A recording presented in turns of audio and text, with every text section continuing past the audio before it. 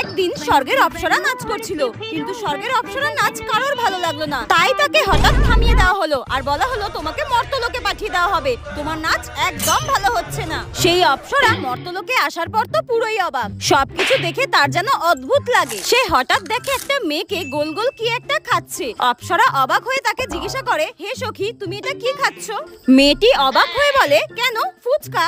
ফুচকা? সেটা আবার কি?